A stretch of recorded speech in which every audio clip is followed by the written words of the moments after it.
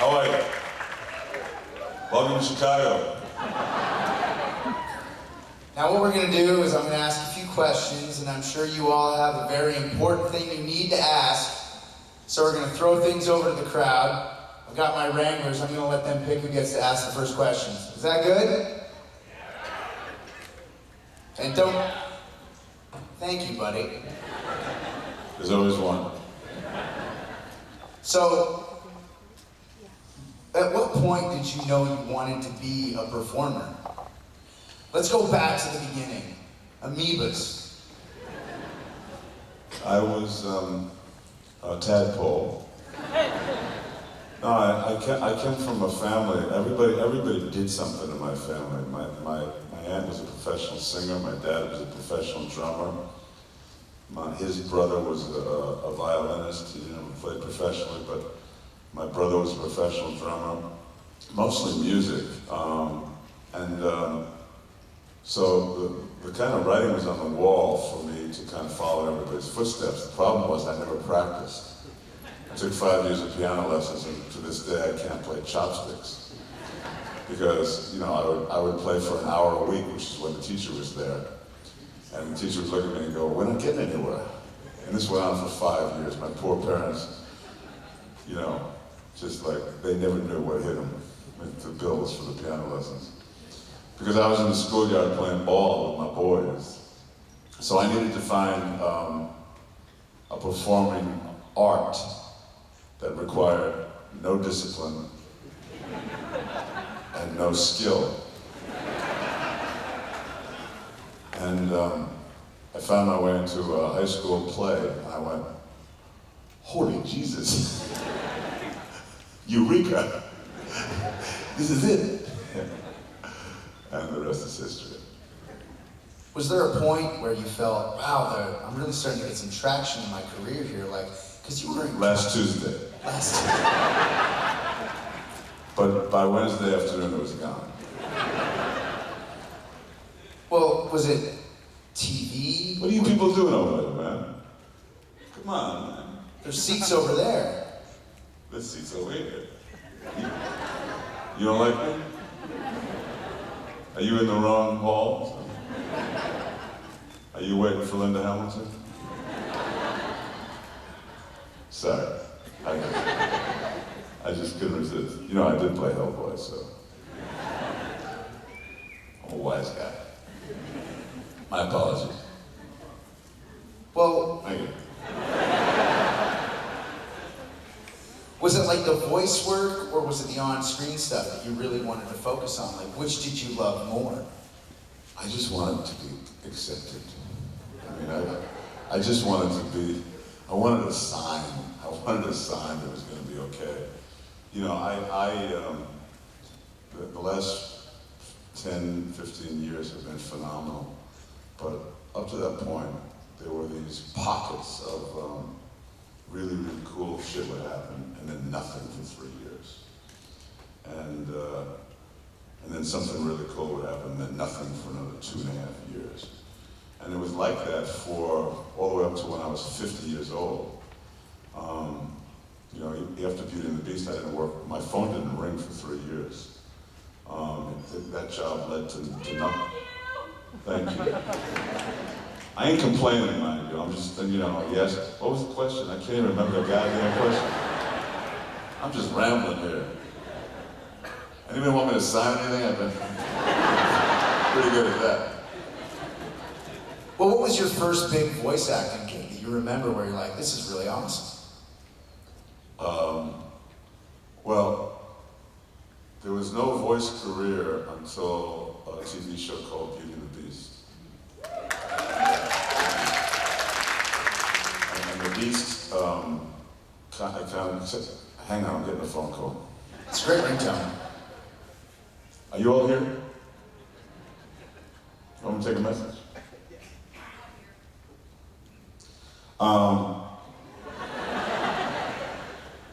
The Beast had a sort of, his voice wasn't my voice, his voice was a version of my voice.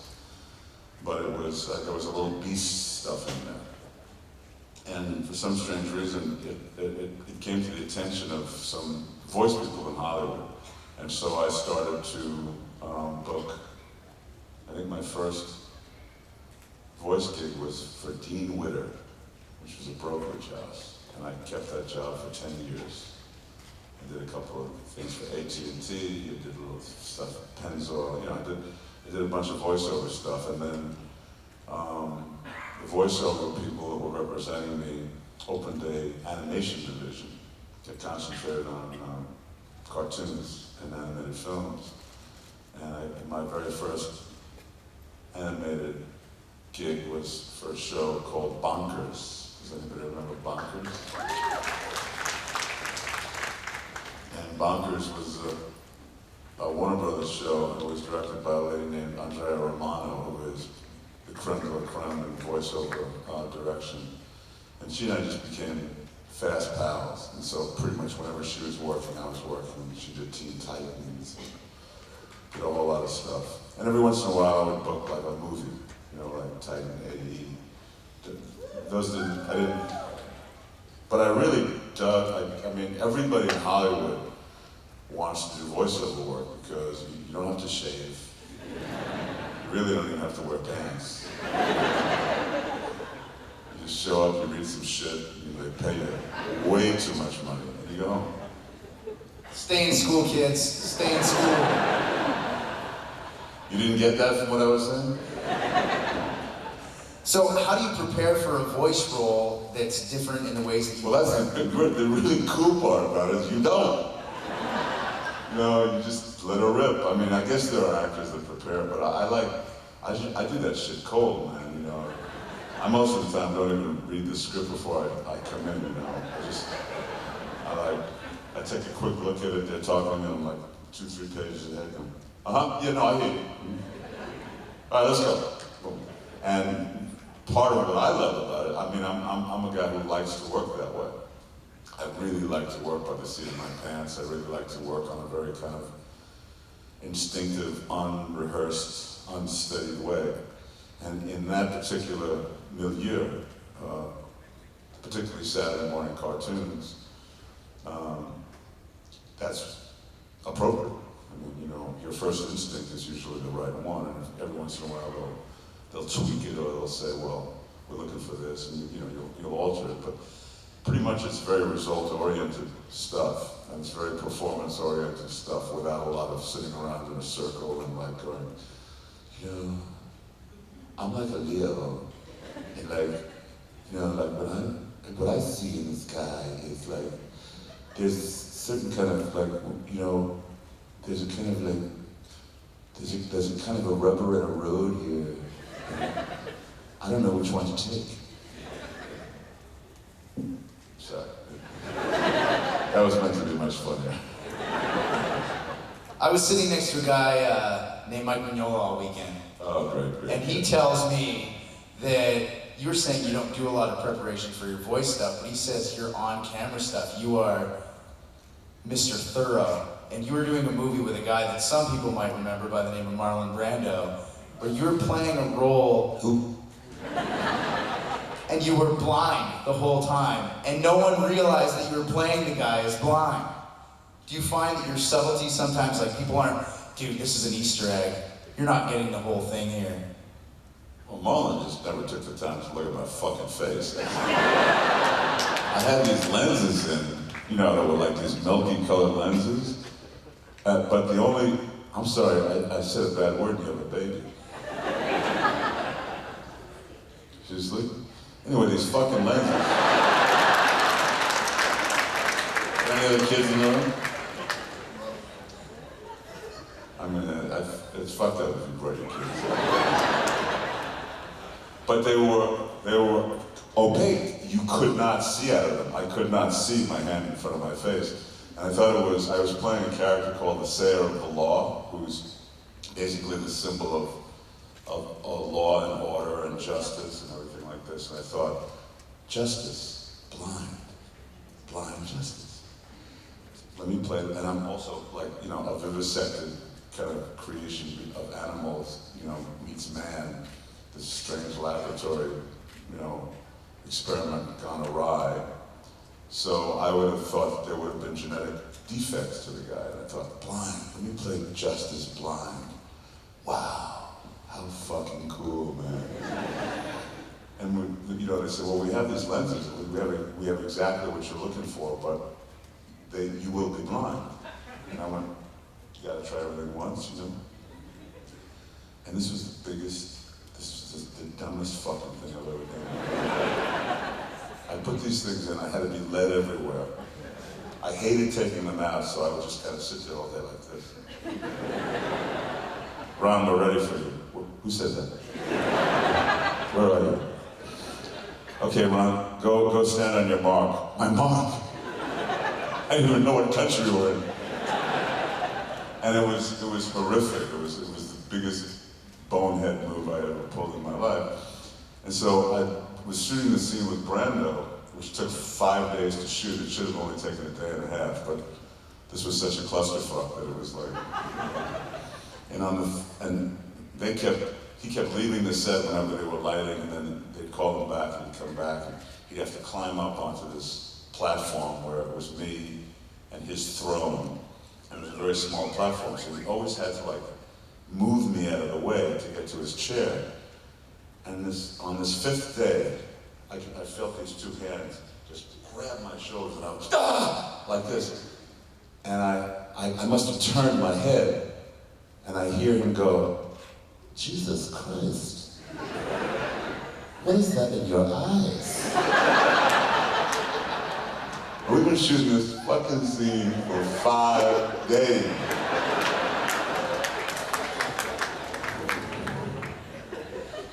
And the next thing he goes, wait a second, are you playing him blind?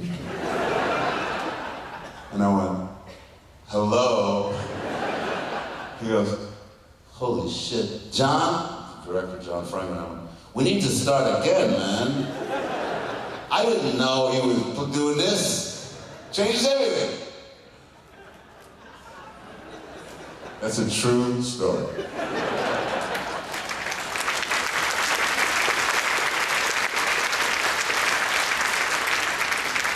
Now you mentioned hitting it off with that voice director, and you're pals. When you start working with a guy like Guillermo del Toro, as soon as you meet him, you're like, you are the one. Well, I don't know if I actually said that. Well, you know, I'm paraphrasing.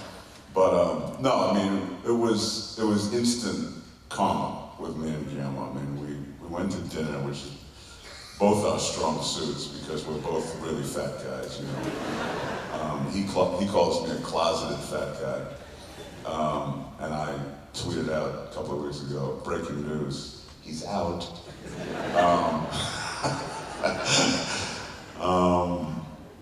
So we just, I mean, this was the first time we met. It was as if by the time we finished dinner, it was as if we'd known each other for like 20 years. We were just old buds, you know. It stayed that way. There was just this real kind of, we were both really relaxed around each other. Both kind of geeky, you know, film guys, you know, who, you know, just sort of dug each other's awkwardness, you know, and then we started working together. It just got better and better and better, and you know, I watched his family get born, and he watched mine, and it was, you know, it's a wonderful relationship on top of the professional part of it. So I remember when the first Hellboy movie came out, and there were countless interviews where Guillermo del Toro was just going to bat for you, and that he believes in you. He's like, he was the guy that I wanted to play Hellboy from the get-go. Now, when you're reading about these things and he's saying that, does it make it easier for you to work on set with him, or does it make you feel like you're under a lot more pressure? Well, by the time he talked about Hellboy? I mean, that was 7.5 years, you know. He had the project at one studio for 5 years. Could have made the movie 20 times over with Nick Cage, with The Rock. I mean, every week, you know, Universal would throw a different name at him and go, we'll greenlight the movie if you use this guy. And he'd go, okay, let's do it, man. And then he wouldn't show up for the meeting. And a few months would go by and I go, we noticed you weren't at that meeting with The Rock. He goes, yeah, let me talk to you about RON PERLMAN. And so after about 5 years, they went, we just, here's your movie back, we can't, nothing against Ron, but we're not spending $100 million on that dude. Then he made Blade 2, and Blade 2 opened at $40 million on opening weekend. And everybody wanted to do the next Guillermo del Toro movie, and he decided, okay, if I'm ever going to get Hellboy made with Ron, it's going to be this week. And everybody who asked him, what do you want to do next? That's what he said. And one guy was, dopey enough to go, I'll greenlight that. And that's how it happened, but it took him 7.5 years, and he literally could have made that movie without exaggerating 20 times over. So that was, I don't know why he was that loyal to any particular idea. I don't know of any other director who would have done that. They want to make their movie, they make their movie. I even said to him, I said, Guillermo, I see what you're doing, but you're foolish, man. Make the movie, and it's too good to not do. He goes, yes, my friend, you're right. I'm going to do it. I'm going to call Nick Cage now. When I worked with Nick a couple of years ago, I said, did Guillermo ever call you? He goes, Guillermo who? Anyway. You guys want to get your questions ready? True story. I love the way you do They're not all going to be true, by the way. So I just want to qualify. You. First off, thanks for making so many things we love to watch. You're welcome.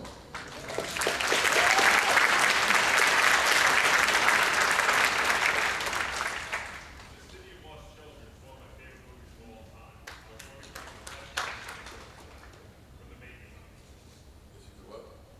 The City of Lost Children. Yeah. If I could pass you an anecdote from the making of the City of Lost Children.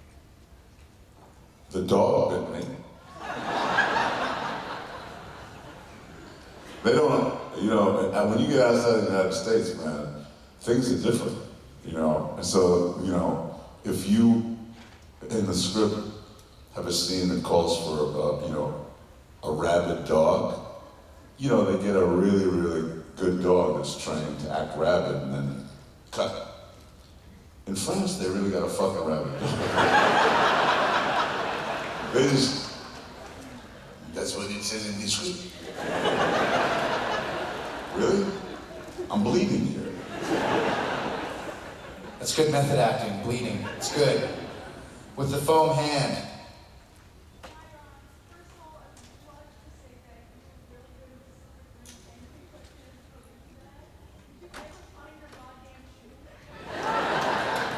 I know where it is.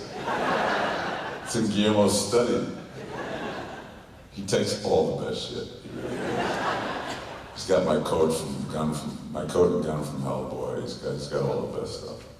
You, your hand way back there with the black sleeve. Stand up and yell. All the way over here. Yup.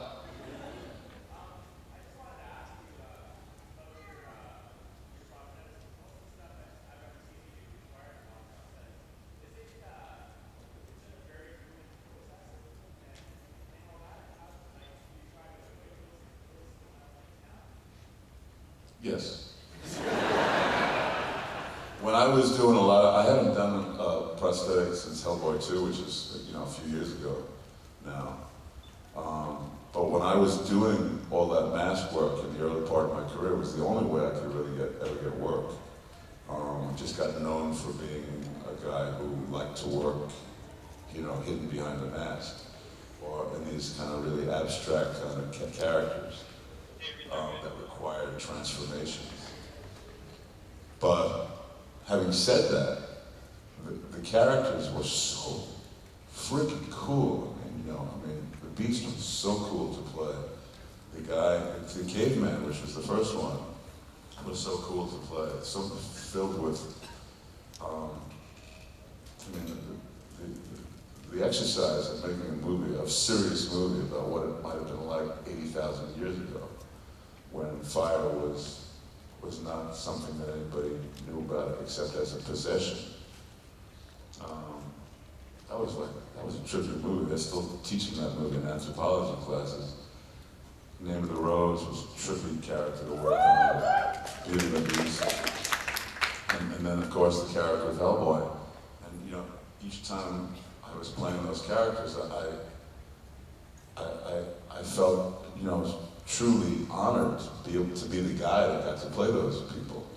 And so the process of putting on the makeup, which is, objectively speaking, very long and very involved, was never a burden to me. It was never, as I got a little older, I started to get a little cranky.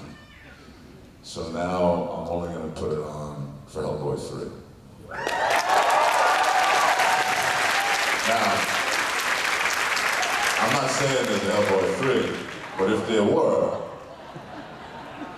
Seriously, my penis just moved a bit. You know there's kids in the room. Well, I didn't swear about it, I was using medical terms. Is that a medical term? I think so. Now, okay, you talked about Quest for Fire. I'm gonna get to you, young man, in just a second. But there was no dialogue in that movie. And when you're taking acting lessons, they always make you do these exercises where you're communicating and passing on ideas without words. And when you were doing that role, was it like a really huge sense of accomplishment, or was it just a constant grind of, I thought I did communicate that with my arms? Well, the funny thing is because it was the very first movie I ever did, I didn't really have anything to compare it to. So, you know, to me this was just like, the whole exercise of making a movie was new to me.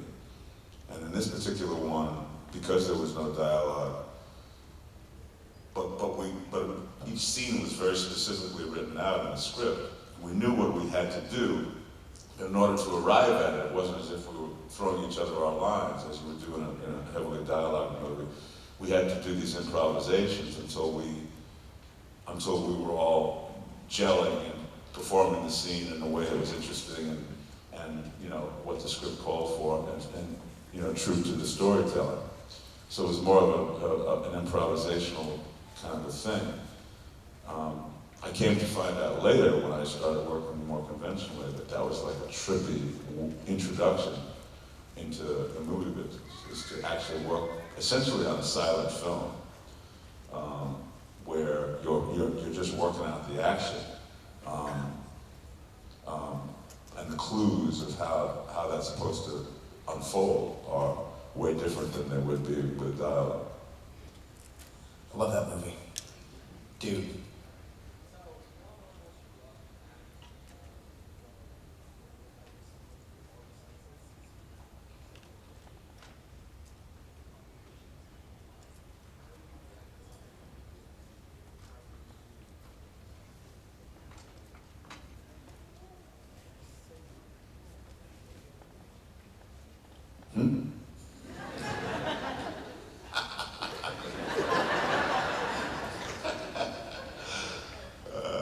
Dude, I've done interviews where I did the exact same thing you just did. Don't worry about it.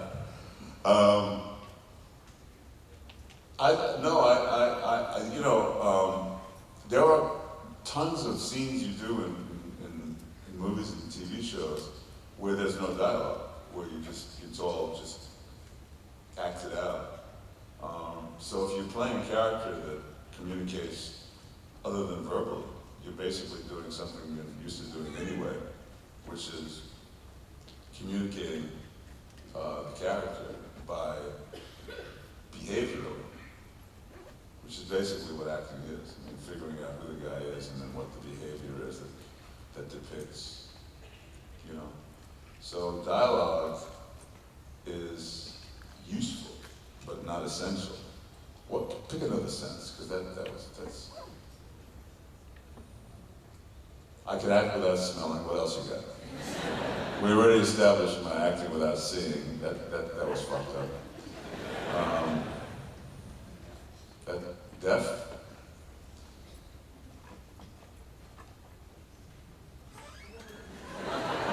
There'd be a lot of that, I think.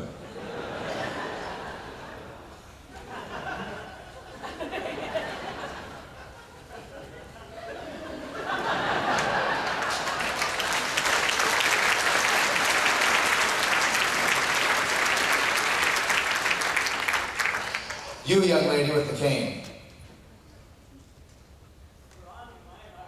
Yeah.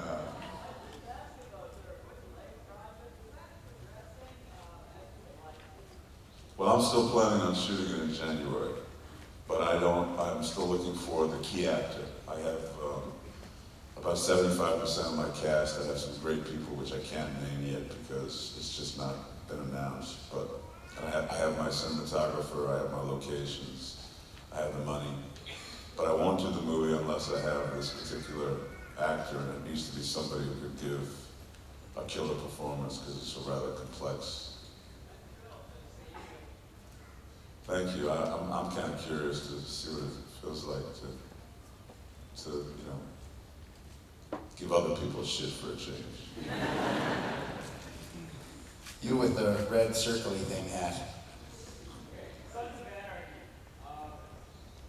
How did you feel about playing true colors coming out? You went from anti-hero at the beginning to like full-blown villain, just trying to cover his tracks and constantly.